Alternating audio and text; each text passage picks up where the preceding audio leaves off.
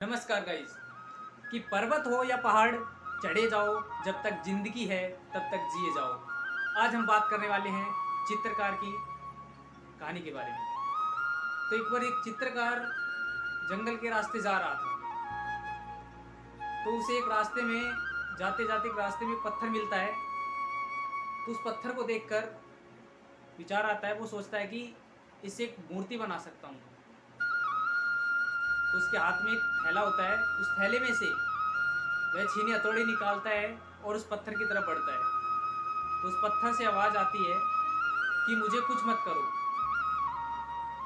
तो वो सोचता है कि आवाज़ ये कहाँ से आ रही है।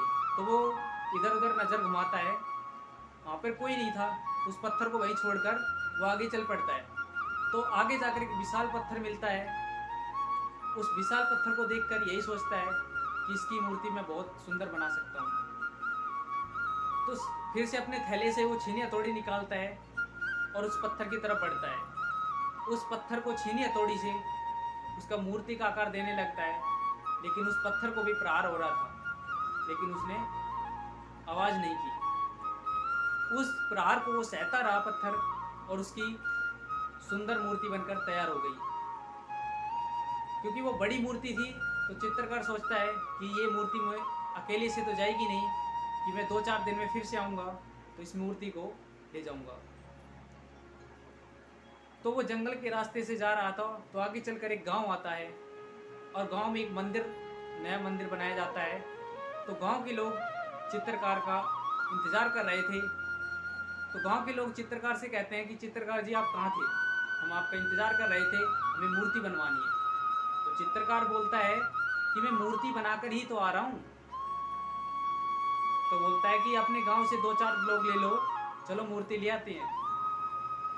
तो चित्रकार क्या करता है, उन 2-4 लोगों को लेकर वो मूर्ति ले आता है, और मूर्ति वो मंदिर में स्थापित कर दी जाती है। तो गांव के लोग कहते हैं कि हमें एक पत्थर की ज़रूरत हो रही है।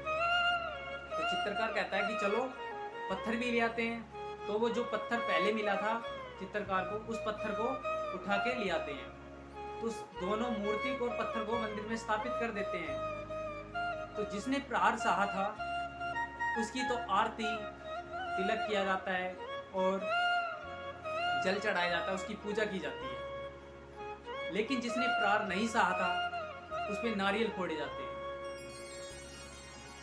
तो एक दिन रात में आपस में दोनों बात होने लगती है कि भाई तू तो बहुत खुश है, तेरे तिलक किया जाता है, तेरी आरती की जाती है, तुझे सुबह पहले नवाया जाता है, तू तो बहुत मौज में होगा। तो बोलता है हाँ भाई मैं तो मौज में हूँ, गलती तेरी है।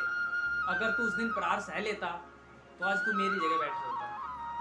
तूने प्रहार नहीं सहा, इसलिए तू नीचे है। तो इस कहानी से हमें यह सीख मिलती है कि पहले हमें संघर्ष करना होगा तो हमारे अच्छे दिन जरूर आएंगे। इसीलिए संघर्ष करो और अच्छे दिन लाओ। ऐसी मोटिवेशनल वीडियो देखने के लिए गणेश जी के क्वेश्चन को चैनल को सब्सक्राइब करें और वीडियो को लाइक करना ना भूलते। मिलते हैं नेक्स्ट वीडियो।